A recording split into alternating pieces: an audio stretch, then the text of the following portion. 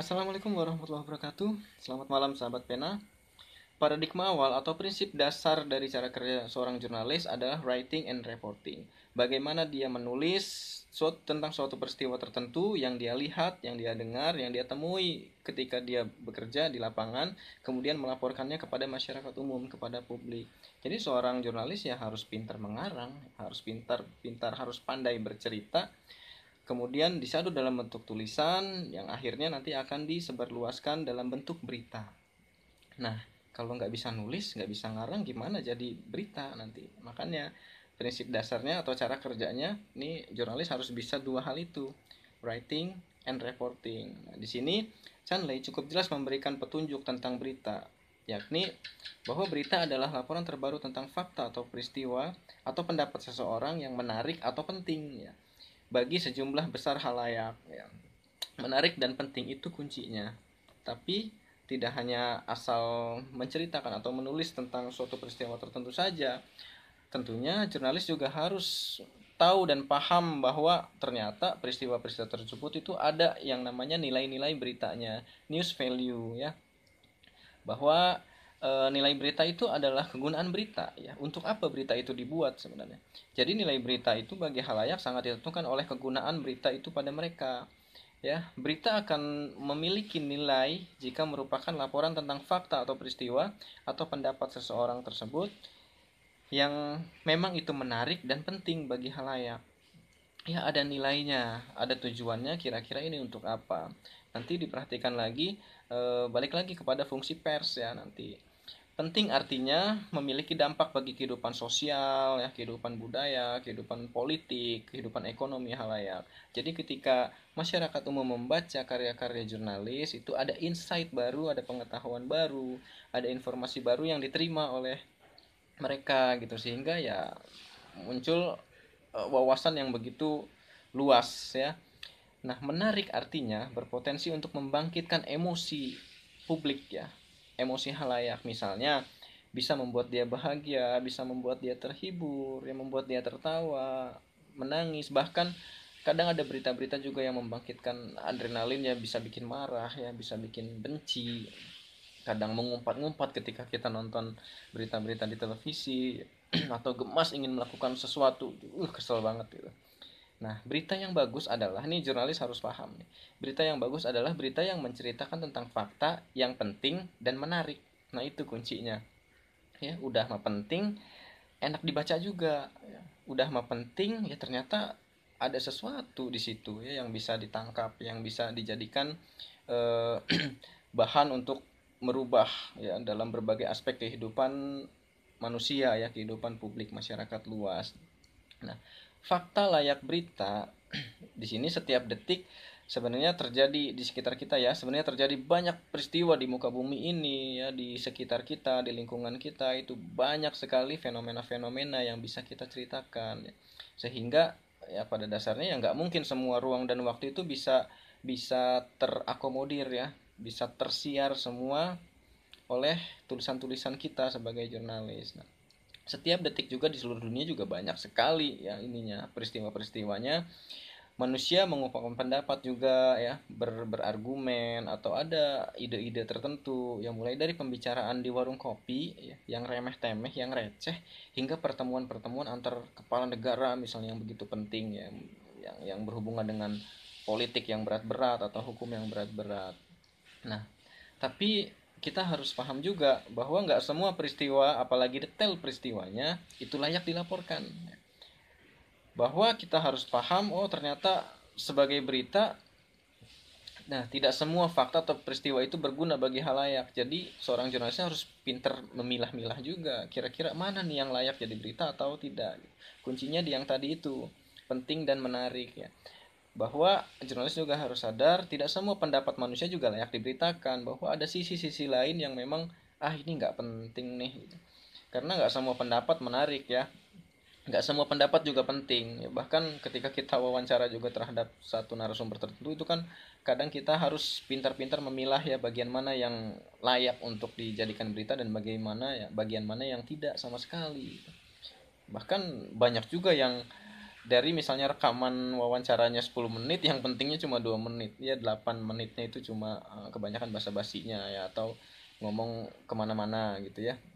Nah, oleh karena itu setiap wartawan, nah ini kuncinya nih, setiap wartawan itu harus mampu menilai, harus mampu memilah apakah suatu peristiwa itu atau pendapat seseorang itu layak diliput atau tidak ya.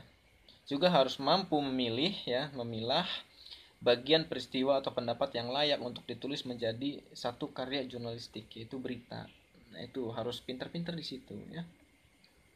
Nah, unsur nilai beritanya sebenarnya banyak banget ini. Ya, bisa nanti dibaca di referensi-referensi tentang jurnalistik, atau di artikel-artikel internet juga banyak. Ya, bahwa unsurnya misalnya ada masa, ada waktu, ada jarak ya, jauh dekatnya, kemudian penting gak gitu, orang-orang penting ya, orang ternama, berita-berita atau fenomena yang luar biasa, misalnya tentang pertentangan, tentang kemajuan-kemajuan, perubahan-perubahan peradaban, ya yang membangkitkan emosi tentunya, atau ada humor-humor tentu juga. Banyak ya unsur-unsur nilai beritanya. Nah, kemudian faktor nilai berita. Ada beberapa faktor yang menentukan suatu fakta menjadi penting atau menarik ya. Yang pertama, aktual. Tentu saja aktual, harus up to date, harus beritanya itu seketika ya hadir dan tersebar. Nah, ini kan nggak usang ya. Beritanya timelines ya, baru, hangat ya, termasa, ditentukan oleh tentu saja kecepatan sampai berita yang kita tulis itu ke khalayak ya. Kira-kira udah dibaca oleh publik atau belum, ini kan pentingnya. Jadi secepat mungkin ketika ada peristiwa tertentu kita tulis, kemudian kita sebarkan ya seluas-luasnya. Itu aktual. Faktor lain adalah kedekatan ya, jarak ya. Ditentukan oleh jarak tempat tinggal halayak dengan peristiwa. Biasanya nih ya, makin dekat peristiwa yang diberitakan itu biasanya makin tinggi nilai berita bagi halayak, bagi pangsa pasar yang kita tuju. Misalnya ada berita tentang kampus kita, itu biasanya lebih menarik daripada berita-berita tentang kampus yang lain gitu. Karena langsung langsung istilahnya kita langsung tertarik, wah ini berita kampus nih ada apa nih, itu kan biasanya gitu, atau di lingkungan sekitar rumah kita, atau di tempat kita bekerja, itu juga biasanya lebih menarik, atau budaya yang kita jalankan selama ini, tentang pokoknya intinya adalah sesuatu yang dekat dengan kita itu biasanya lebih menarik untuk dibaca daripada yang jauh-jauh. Nah, faktor yang selanjutnya adalah akibat ya, impact. Ya, tentu saja berita itu selalu konsekuensinya adalah memberikan impact tertentu. Ya, semua hal yang memiliki dampak pada kehidupan sosial ya, ekonomi, politik, budaya yang tentu saja akan memiliki nilai bagi halayak. Sadar ya, kita harus sadar bahwa apa yang kita tulis itu pasti ada dampaknya, ada akibatnya. Entah itu memberikan insight atau pengetahuan baru ya bagi mereka, entah itu memberikan hiburan, atau entah itu memberikan wawasan yang begitu luas ya. Jadi kita juga membantu menyebarluaskan informasi kepada publik. Nah, kemudian faktor yang selanjutnya adalah keterkenalan. Segala sesuatu tentang orang terkenal biasanya lebih menarik ya. Atau coba bayangkan aja, misalnya kita nulis satu profil orang-orang tertentu tapi kita nggak kenal ini siapa, ini kan biasanya kita nggak tertarik banget buat baca itu. Tapi beda ketika orang yang kita tulis atau profil yang kita tulis dalam bentuk feature misalnya, itu adalah orang yang memang public figure yang sudah dikenal luas oleh masyarakat, itu biasanya lebih enak dibaca ya, kita lebih tertarik. Atau tempat-tempat ya, atau sesuatu yang dikenal luas akan memiliki daya tarik ya bagi halayak. Tapi ya nggak selalu berbanding lurus sih sebenarnya, karena ada beberapa juga misalnya kita menulis tentang destinasi wisata ya. Kalau misalnya ada atau kita menemukan tempat wisata baru ya, objek wisata baru ketika kita jalan-jalan ya sama teman, sama saudara, sama keluarga yang belum terekspos, itu juga akan lebih menarik ya, karena nanti masyarakat bisa tahu, oh ternyata di sini ada tempat yang enak nih buat jalan-jalan ya, buat rekreasi. Nah, kemudian faktor lainnya adalah pertentangan ya. Semua yang menyangkut pertentangan itu biasanya menarik bagi halayak, itu dianggap seru tuh. makin besar pertentangannya, ya konfliknya, biasanya makin besar juga nilai beritanya bagi mereka, bagi publik, bagi pembaca. Faktor lainnya adalah keanehan. Segala sesuatu yang nggak biasa terjadi di dunia ini, ya yang aneh-aneh, tentu memiliki daya tarik tersendiri bagi halayak. Ya. Nah, yang selanjutnya, nah ini biasanya banyak juga di beberapa rubrik atau beberapa eh, subtema bagi beberapa media, ya baik cetak, online maupun di televisi juga, itu adalah tentang seksualitas ya. Biasanya kasus-kasus tentang yang berhubungan dengan seksualitas itu juga banyak dibaca ya. Ratingnya lumayan tinggi, masih tinggi sekarang, banyak dibaca oleh halayak.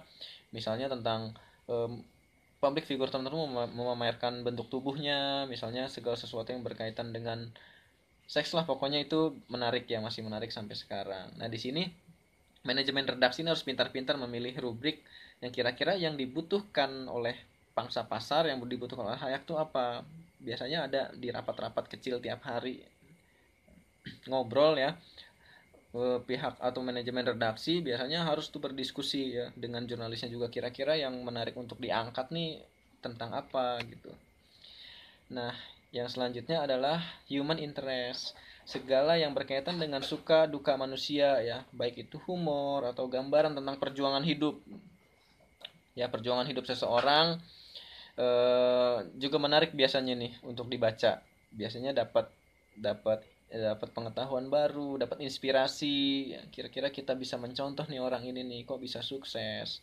Dia dari orang yang biasa-biasa aja misalnya, kemudian sekarang menjadi orang yang begitu dikenal, begitu berpengaruh di Indonesia, itu misalnya, itu enak banget buat dibaca. Nah, yang terakhir adalah kegiatan-kegiatan pemerintah nih, ternyata masih menarik juga untuk dibaca. Ini salah satu unsur ya di dunia ketiga seperti Indonesia nih, seperti bangsa kita. Kegiatan pemerintah juga masih menarik ya untuk diberitakan ya, untuk dibuat, untuk ditulis, terutama kegiatan pemerintah yang ada hubungannya dengan masyarakat luas.